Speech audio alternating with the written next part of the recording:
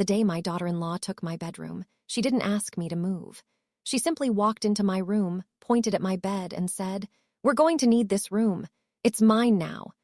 I remember staring at her for several seconds because I genuinely thought I had misunderstood her. I was 71 years old, and this was the room where I had slept for 26 years. It was where my husband had held my hand during his final weeks. It was where I kept the photographs, letters, and little things that remained after 43 years of marriage. And now Rachel was standing in the doorway as if she were inspecting a hotel room she had just purchased. Before we continue, please subscribe to the channel and let us know where you are listening in the comments. My name is Alina Hayes, and until that morning, I believed the biggest challenge of growing older was learning how to live with an empty house. I never imagined I would have to fight to remain a part of my own family. Rachel had moved into my house 18 months earlier with my son Michael and their 16-year-old daughter Sophie. Michael had lost his job during a company restructuring, and I had told them they could stay with me until they got back on their feet. I never charged them rent. I never asked for groceries. I even converted the downstairs office into a bedroom for Sophie. But slowly, things changed. Rachel began rearranging furniture without asking. Then she started telling me which groceries I should buy. Eventually, she stopped calling me Mom and started calling me Alina. Still, I said nothing. That morning, she walked into my bedroom holding a measuring tape. "What are you doing?" I asked. "Planning." "Planning what?" She looked at me like the answer was obvious. "This room gets the best light. Sophie needs the upstairs room for studying, Michael needs an office, and I need a private workspace."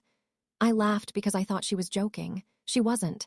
"So where am I supposed to sleep?" I asked. Rachel pointed toward the small guest room at the end of the hallway. "There." Then she said the words I would never forget. "This room is mine now." I looked at my wedding photograph on the nightstand. Then I looked back at Rachel.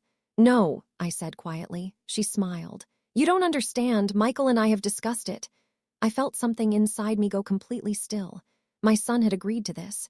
Rachel walked away before I could answer. I sat on my bed, staring at the photograph of my husband. And then I noticed something strange. One of the drawers in my dresser was open. I always kept it locked. Someone had been inside my room before Rachel ever made that announcement. And whatever they had been looking for, they hadn't found it. I didn't confront Rachel about the drawer immediately. Sometimes, when you're 71, you learn that reacting quickly gives people the advantage. So I closed the drawer, locked it again, and went downstairs as if nothing had happened. Michael was sitting at the kitchen table drinking coffee. "Mom," he said without looking up, "Rachel told me about the room." I waited. "And? She's right." Those two words hurt more than I expected. "You think she should take my bedroom?" He sighed. "It's not really about the bedroom." "Then what is it about?" He rubbed his forehead. "Mom, we're trying to make this arrangement work." I looked at him carefully. "I gave you this house because you needed help. I didn't give you ownership of my life."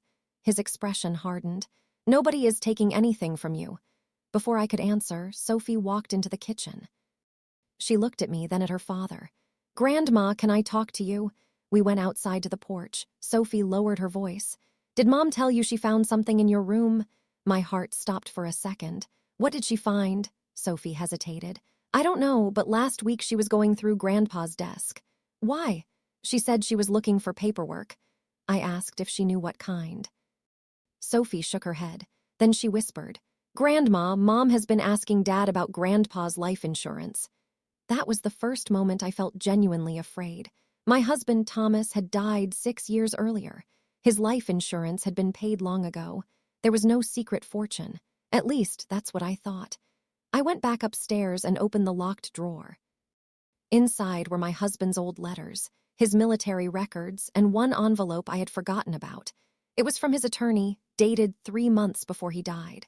I had never opened it because Thomas had told me, "After I'm gone, you'll know when you need to." My hands trembled as I opened it.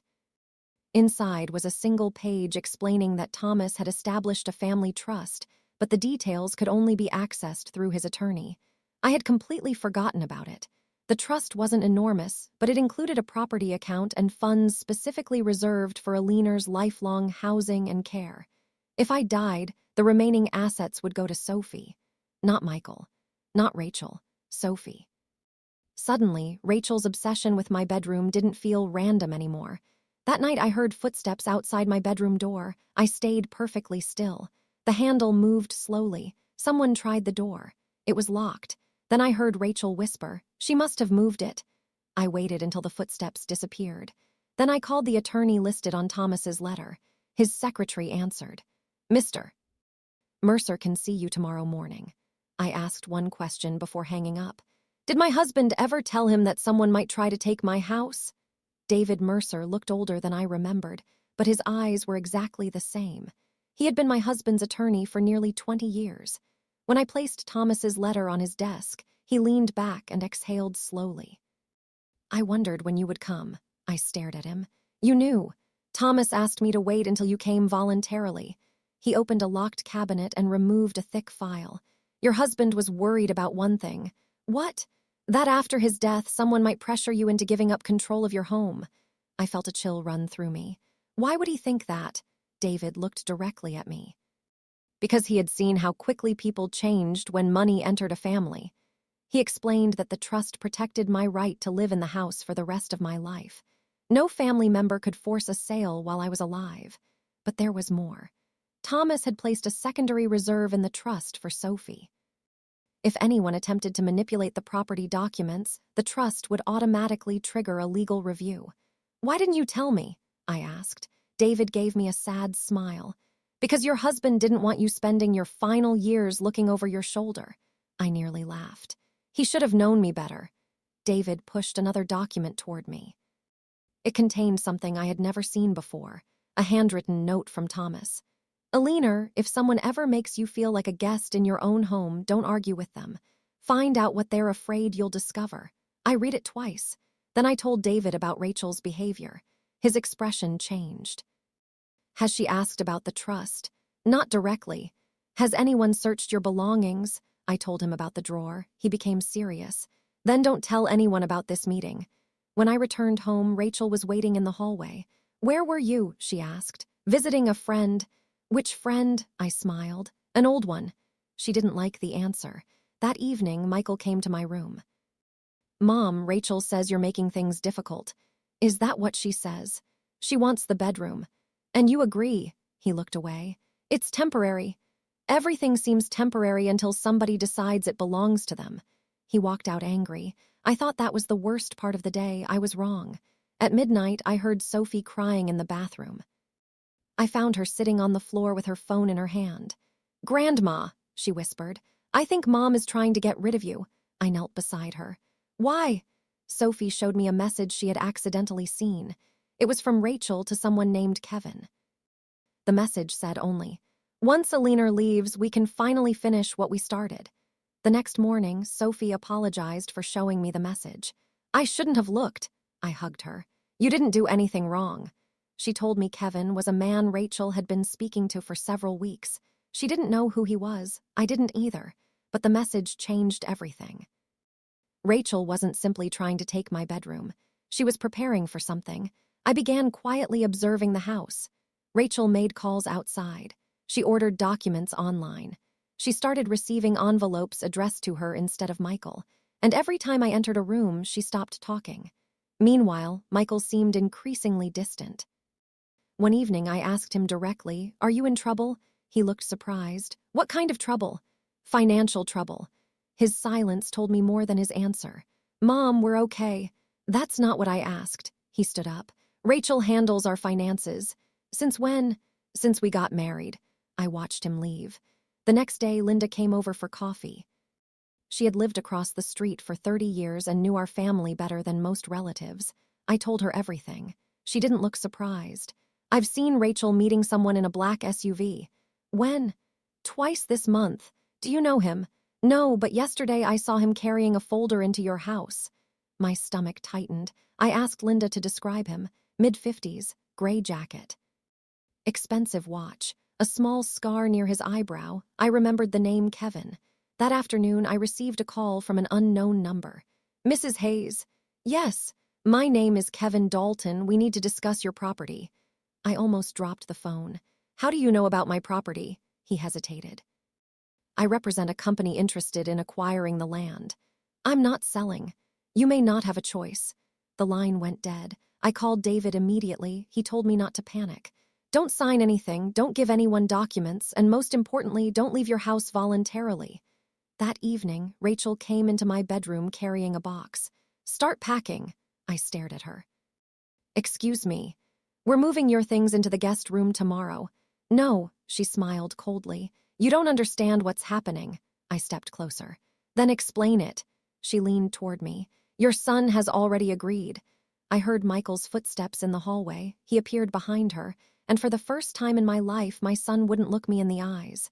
Michael, I said. He looked exhausted. Mom, please don't make this harder. Harder for whom? Rachel crossed her arms. We're not asking you to leave the house. You're taking my bedroom. It's one room. No, Rachel, it's not about the room. I looked at my son. Tell her. He said nothing. Tell her this is my house, he finally whispered. It is your house. Rachel turned sharply toward him. Then why are we still having this conversation? Michael's face tightened. I realized something then. He wasn't choosing Rachel because he agreed with her. He was afraid of her. That frightened me more. After they left, I called David. He told me to come back to his office. There he showed me a document filed with the county. Someone had recently requested a property valuation on my house. Who requested it? I asked. A company called Blue Ridge Residential Holdings. I've never heard of them. David nodded. Neither had I until today. He searched the corporate records. The company had been established less than a year earlier. Its listed manager was Kevin Dalton. My hands went cold. Why would a company want my house? David didn't answer immediately. Your property sits on a large lot. Developers may be interested, but they can't buy it without me. Correct, he paused, unless someone convinces you to sign. On the drive home, I realized something worse. Rachel didn't need to steal the house. She needed me to surrender control of it. That explained the bedroom. It was psychological. If she could make me feel like a guest, perhaps I would eventually leave. When I arrived home, Sophie was waiting. She handed me a folded piece of paper. I found this in Mom's office. It was a printed email. The sender was Kevin Dalton. The subject line read, "Final condition before closing." The email said the property could not proceed unless Alina Hayes vacated the premises and signed a relocation agreement. At the bottom was another sentence. Michael's cooperation is confirmed. My heart sank. Sophie, where did you find this? In Mom's printer tray. Then she whispered, Grandma, there's something else. She pulled out her phone. Mom told Dad tonight that once you sign the relocation papers, they'll use the money to start a new life in Arizona. I stared at her. Did she say how much? Sophie nodded. She said $400,000. $400,000. That was the number Rachel had been chasing. I spent that night awake, trying to understand how my daughter-in-law had turned my home into a financial opportunity. The next morning, I didn't confront her. Instead, I asked David to investigate Blue Ridge Residential Holdings. By afternoon, he had discovered that the company wasn't actually interested in my house as a family home. It wanted the land for a larger development project. My property sat beside 3 neighboring lots that had already been purchased. Mine was the final piece. That explained Kevin. It explained Rachel. It even explained why she had been measuring my bedroom. She wasn't interested in the room itself. She wanted me emotionally displaced before the legal pressure began. But there was one thing I couldn't understand. Why would Michael cooperate? David found the answer. Michael had signed a personal guarantee connected to Rachel's business. If the property deal failed, Michael could lose everything. So Rachel trapped him, I asked. Maybe, David said. Or maybe he knew exactly what he was doing. That distinction mattered. When I got home, Michael was waiting for me. Mom, we need to talk. I sat down. I'm listening. He looked miserable. Rachel made mistakes. That's one way to describe it. She owes money. How much? He hesitated. Around $180,000. I closed my eyes. He explained that Rachel had started a luxury furniture business that failed. She had borrowed money from several people, including Kevin. The property deal was supposed to erase the debts and leave them with enough money to move to Arizona. And you agreed to sell my home, I asked. I thought you would be better somewhere smaller. I looked at my son. You thought that without asking me? His eyes filled with tears. I was scared. So was I. He left without another word. That evening, Rachel entered my room carrying a folder. She placed it on my bed. "These are relocation papers." I didn't touch them. "You can have a condo in Arizona," she said. "A beautiful one. And what happens to my house? It becomes ours." "No," I said. "It becomes a development project." Her face changed. For the first time, she realized I knew. "Who told you?" "You did." She stared at me, then she smiled. "If you think you can stop this, Alina, you're about to find out how little control you actually have." She walked out. 5 minutes later, my phone rang. It was David. His voice was urgent. "Alina, don't go anywhere. Someone just filed an emergency petition against you." I thought David was exaggerating. He wasn't. The petition claimed I was no longer capable of managing my property and that temporary guardianship was necessary to protect my financial interests. The person who had filed it was not Rachel. It was Michael, my own son. I sat in David's office staring at the paperwork until the words blurred. "He says I'm incompetent. That's what the petition alleges. I've lived alone for 6 years. I know. I manage my own bank accounts. I know. I drove here myself." David nodded. "I know." I felt betrayed in a way that was almost impossible to describe. Rachel had taken my bedroom, that hurt, but Michael had tried to take my independence. That broke something inside me. We filed our response immediately.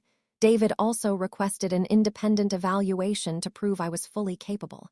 Meanwhile, Rachel became strangely quiet. She stopped arguing with me. She stopped demanding the room. She even started making tea for me. It was almost worse than her anger. Sophie told me why. "Mom says if the judge believes you're confused, everything becomes easier." I hugged her. "You shouldn't be in the middle of this." She shook her head. "I'm already in the middle." Then she gave me a flash drive. I copied something from Mom's laptop. On it was a folder containing dozens of emails. One caught my attention. It was from Rachel to Kevin. "If the court grants temporary control, Alina will have no choice. Michael can sign the sale documents as her representative." I stared at the screen. This wasn't just about money. They were trying to legally remove my ability to make decisions. David immediately preserved the files as evidence. Then he asked me something unexpected. "Alina, why do you think Rachel is so determined to get this property?" "Because she wants the money." He shook his head. "That's part of it." He opened another document. Blue Ridge had already purchased the neighboring lots for nearly $3 million. If they acquired mine, the combined land could be worth several times that amount. "Rachel isn't trying to get $400,000. He looked at me. "She's trying to get the commission on a multi-million-dollar deal." Suddenly, her entire behavior made sense. But there was one person missing from the plan. Kevin had promised Rachel something, and whatever it was, she was desperate enough to risk destroying her marriage to get it. David discovered the secret agreement 2 days later. Rachel wasn't simply supposed to receive a commission. She was promised $600,000 if the development deal closed. Kevin had structured it through a consulting contract so it wouldn't look like a direct property transaction. I felt sick. She had been living under my roof, sleeping in my son's room, eating food I paid for, and planning to make hundreds of thousands of dollars by pushing me out. But the most painful discovery came afterward. Michael had signed a separate agreement promising to cooperate with the sale. David looked at me carefully. "Your son wasn't merely pressured." I nodded slowly. "He participated." That was the moment I stopped defending him in my heart. At home, Sophie found me sitting alone in the kitchen. "Grandma," I looked at her. "Did Dad hurt you?" "Not with his hands." She understood. She sat beside me. "I don't want to lose you." I took her hand. "You won't." But neither of us knew whether that promise was possible. The court hearing was scheduled for Monday. On Sunday evening, Michael came to my room. He stood in the doorway for several seconds. "Mom, I want to apologize." "For what?" He looked down. "For everything." I waited.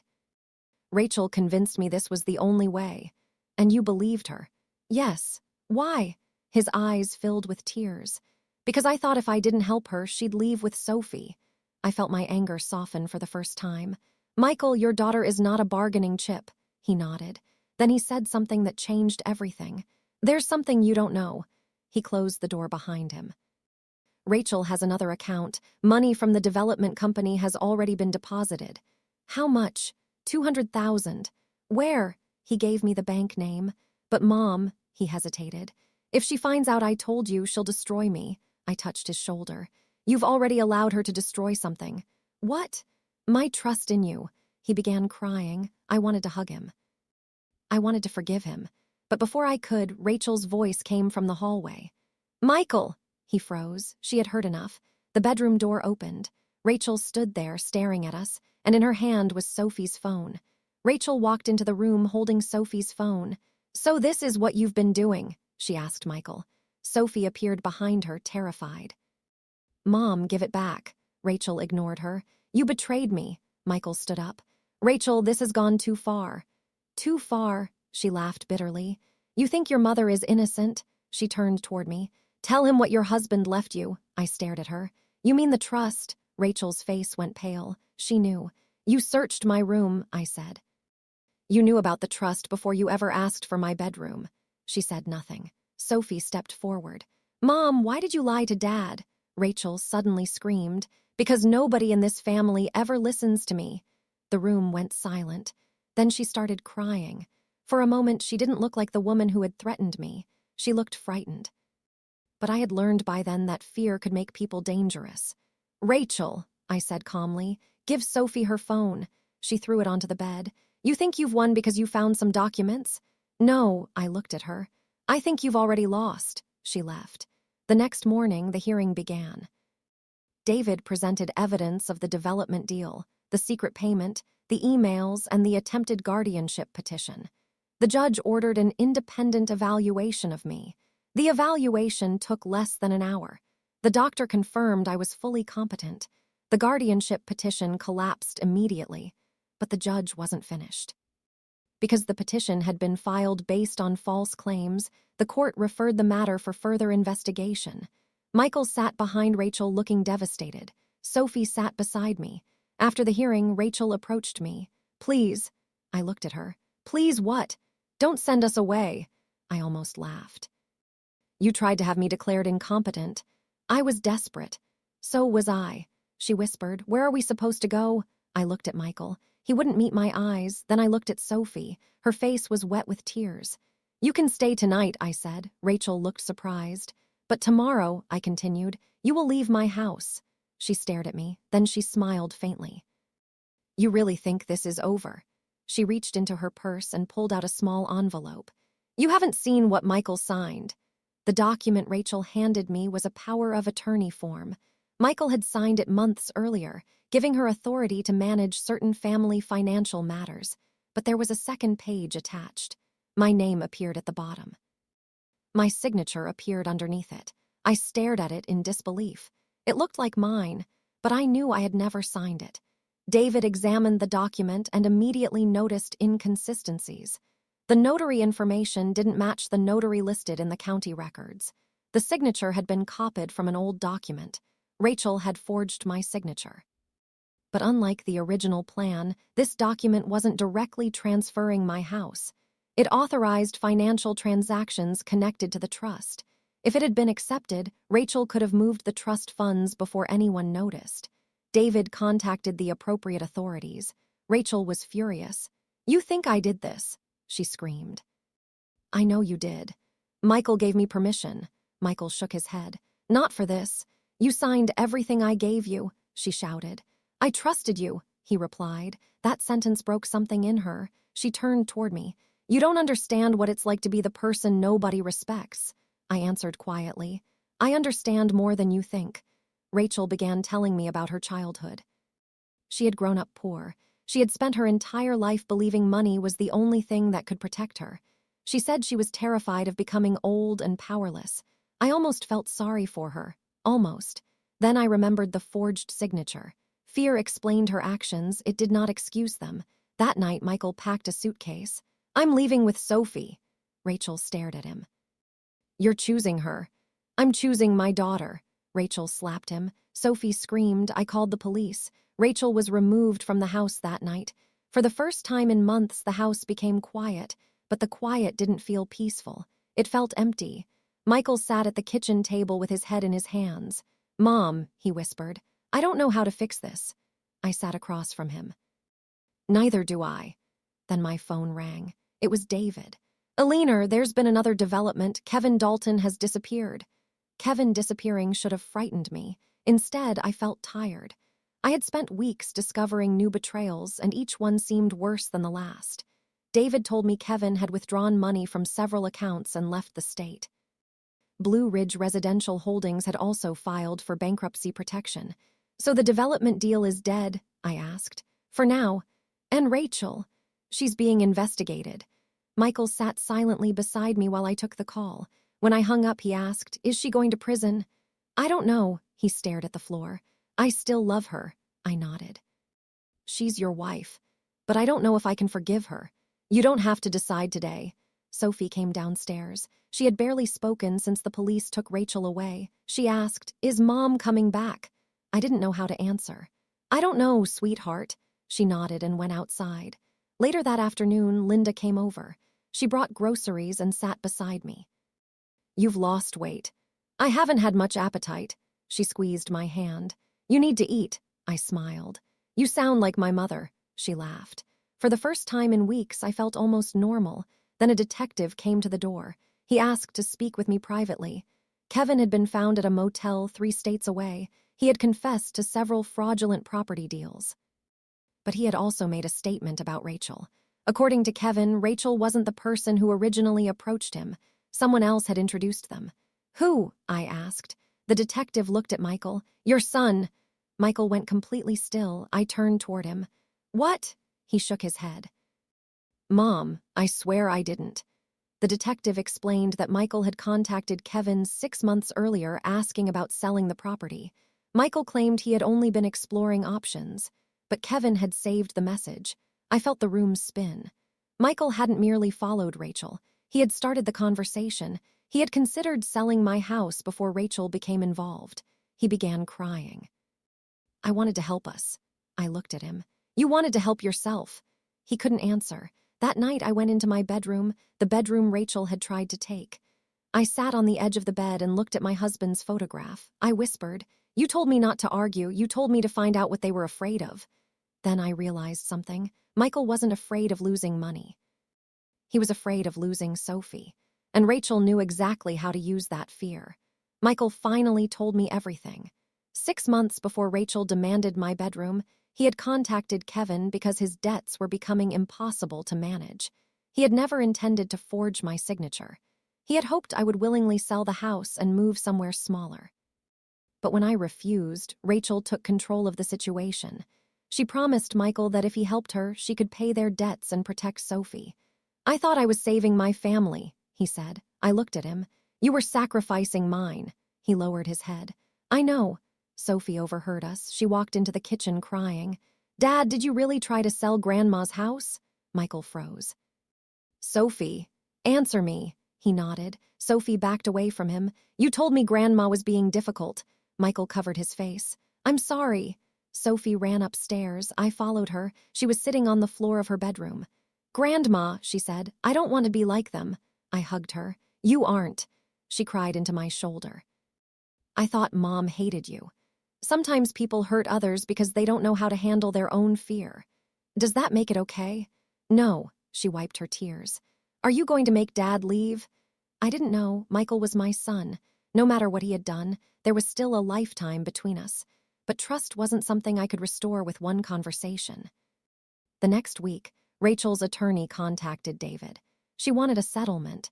She offered to withdraw every claim if I agreed not to pursue criminal charges related to the forged documents. David advised me not to accept, but I asked one question. "What happens to Sophie?" He said Rachel could potentially lose custody if the investigation found serious misconduct. I thought about that 16-year-old girl caught between her parents. I agreed to meet Rachel once. We met in a small conference room. She looked exhausted. "I ruined everything," she whispered. "Yes," she began crying. "I never wanted to hurt Sophie." "But you did," she nodded. "I know." Then she looked at me. "Alina, there's something I haven't told anyone." My stomach tightened. "What?" She leaned forward and whispered. "The money wasn't for me." Rachel told me the $600,000 commission wasn't meant to fund a luxurious life in Arizona. At least, not entirely. She had accumulated massive debts because she had been secretly paying for her younger brother's medical and legal expenses. Her brother, Jason, had been involved in a serious accident years earlier and had been unable to work. Rachel had borrowed money repeatedly to help him. Eventually, she was drowning. "Why didn't you tell Michael?" I asked. "Because he would have left me." "You don't know that." "I knew." She explained that Kevin discovered her financial situation and offered her a way out. He told her she could earn the commission by bringing him the final property needed for the development. Rachel thought she could solve everything without anyone getting hurt. Then she became trapped. Every lie required another lie. Every document required another document. I listened quietly. Her story explained her desperation, but not her cruelty. "You could have asked me for help," I said. Rachel looked at me with tears in her eyes. "I was ashamed. And instead, you tried to take my home." She nodded. "Yes." We sat in silence. Finally, she said, "I'm sorry." I believed she was sorry, but forgiveness and trust were different things. When I returned home, Michael was waiting. He had decided to move into a small apartment. Sophie would remain with him temporarily while the custody situation was resolved. "I don't want to lose my daughter," he said. "Then stop making choices that hurt her." He nodded. Before leaving, he hugged me. It was the first time he'd touched me in months. I held him tightly. "I love you," I whispered. "I love you too, Mom." He walked out. I watched his car disappear. I thought that was the end of our family crisis. I was wrong again. 2 weeks later, David called. Rachel had accepted a plea agreement and would face serious consequences for the forged documents. But the detective had discovered something else. The original trust document had been altered in a way no one had noticed. Someone had tried to remove Sophie as the beneficiary. The alteration wasn't Rachel's work. The handwriting didn't match. The signature didn't match. And the person who had attempted the change had access to Thomas's old records. David's voice became quiet.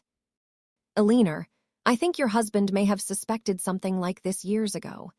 David asked me to come to his office. He had found an envelope among Thomas's archived legal papers. It was addressed to me but marked open only if Eleanor's ownership is challenged. My hands shook as I opened it. Thomas had written the letter nearly 7 years earlier. He explained that he had noticed unusual inquiries about the property from a developer. He didn't know who was behind them, so he created additional safeguards. He also wrote something that broke my heart.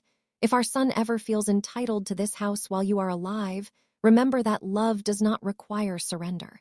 I read the sentence again and again. Thomas knew. Perhaps he had seen something in Michael that I hadn't. The final page contained a handwritten list of names. Kevin wasn't on it. Rachel wasn't on it. There was one name I recognized immediately: Jason, Rachel's younger brother. David explained that Jason had once worked in property development. He had connections with companies that purchased distressed properties. "Do you think he was behind this?" I asked. "We don't know yet." The detective investigated Jason. He discovered that Jason had contacted Kevin months before Rachel ever did. Jason had told Kevin about my property. Rachel had not started the scheme. She had been recruited into it. That revelation changed everything. Rachel was guilty, but she wasn't the architect. Jason had used her desperation to manipulate her. When Rachel learned the truth, she broke down. She told investigators that Jason promised to make her debts disappear if she helped him get the property. She had believed him. Jason was arrested shortly afterward, but the damage was already done. Michael's marriage was over. Sophie had stopped speaking to her mother. My relationship with my son was broken, and my house, the place where my husband and I had built our entire life, no longer felt like a home. One evening, I found Sophie sitting in my bedroom. "Grandma," she said, "can I stay here for a while?" "Of course." She looked around. "Mom used to say this room would be hers." I smiled sadly.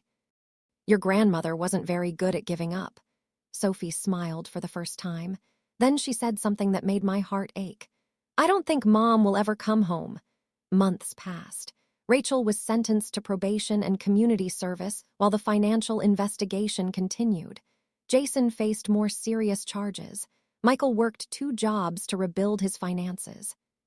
Sophie stayed with him but spent most weekends with me. Slowly, the house became peaceful again, yet peace wasn't the same as happiness. We approached Christmas. I decided to invite everyone. I called Michael. Bring Sophie, he hesitated. What about Rachel? I asked. She asked if she could come. I closed my eyes. Let her. Christmas morning was painfully quiet. Rachel arrived carrying a small box. She looked thinner and older. She stood at my door and said, Merry Christmas. I let her inside. Sophie didn't know what to do when she saw her mother. Rachel handed her the box. Inside was an old necklace. It belonged to my mother, Rachel said. I want you to have it. Sophie started crying. Mom, they hugged. Michael stood in the doorway watching them. For one brief moment, I imagined our family could heal. After dinner, Rachel asked to speak with me privately. We sat in my bedroom, the room that had started everything. She looked around. I hated this room, she whispered. Why? Because it represented everything I thought I would never have. I listened. I thought if I could have this room, this house, this money, then I would finally feel safe. She began crying. I was wrong. I touched her hand. You were looking for security and possessions. She nodded. And I destroyed the people who loved me. I didn't tell her she was forgiven. I wasn't ready, but I told her, I hope someday you forgive yourself enough to become better. She smiled sadly. Before leaving, she hugged Sophie and Michael. Then she hugged me. Thank you for letting me see them. She walked out. I watched from the window as she drove away. Sophie stood beside me. Grandma, do you think she'll change? I hope so. That night, after everyone went to sleep, I heard a knock at my bedroom door. It was Michael. He looked pale. Mom, I need to tell you something. I sat up. What happened? He held out a folded piece of paper. It's about Rachel. She's sick. Michael told me Rachel had been diagnosed with an aggressive illness. She had known for weeks but had hidden it because she didn't want Sophie to see her as weak. The doctors couldn't promise much. I sat silently, unable to process it. After everything Rachel had done, I didn't know what I was supposed to feel. Anger, pity, forgiveness. Michael looked at me. She doesn't have much time, I asked. Does Sophie know? Not yet. We decided to tell her together. Sophie broke down. She blamed herself for everything. I should have talked to Mom, I held her. This isn't your fault. Rachel spent her remaining months trying to repair what she could. She wrote letters to Sophie. She apologized to Michael. She even wrote one to me. In it, she didn't ask for forgiveness. She simply said she understood if I could never forgive her. I took your room because I thought having what you had would make me feel safe. I didn't understand that the room wasn't furniture. It was your memories. I stole a place from a woman who had already lost her husband. I will regret that for the rest of my life. I cried when I read it, not because I had forgotten what she did, but because I finally understood how much damage had been done. Rachel's health deteriorated quickly. One rainy afternoon, Sophie called me from the hospital. Grandma, Mom wants to see you. I drove there immediately. Rachel was lying in bed. She looked at me and smiled. You came. Of course. She held out her hand. I took it. I'm sorry, she whispered. I know. Do you forgive me? I thought for a long time. I forgive you. Tears rolled down her cheeks. Thank you. I squeezed her hand. But forgiveness doesn't erase what happened. She nodded. I know. Then she looked toward the window. Take care of Sophie. I will. And Michael. I smiled sadly. I'll try. She closed her eyes. I stayed beside her until evening. When I finally left, Sophie was crying in the hallway. She hugged me tightly. Grandma, Mom says she has one last thing to give you. Rachel's final gift was a small brass key. Sophie handed it to me the next morning. Mom said you'd know what it was for. I didn't. I searched through the house until I remembered an old storage cabinet in the basement. The key fit. Inside was a box containing documents, photographs, and one handwritten note. Rachel had been keeping records of everything. Payments, messages, names. She had documented Jason's involvement after realizing she had been manipulated. The evidence was enough to strengthen the case against him, but there was also another envelope. Inside was a deed-related document that could protect the house permanently from future development claims. Rachel had spent her final weeks making sure I would never again have to fight for my home. I sat on the basement floor and cried. The woman who had once tried to take my bedroom had finally done something to protect it. Rachel died 3 weeks later. Sophie was devastated. Michael seemed hollow. The funeral was small. I stood beside Sophie while she held her mother's photograph. Afterward, Michael asked me to come home with him. I don't want to lose you two, he said. I hugged him. You won't. but something between us had changed permanently. We loved each other, but we no longer had the easy relationship we once had. Trust had become something we had to rebuild slowly. Months later, Sophie graduated from high school. She gave her speech about second chances. She didn't mention her mother by name, but everyone knew. She said, "Sometimes people make terrible choices because they're afraid. That doesn't make the choices right." But it reminds us that people are more complicated than their worst mistake. I cried through the entire speech.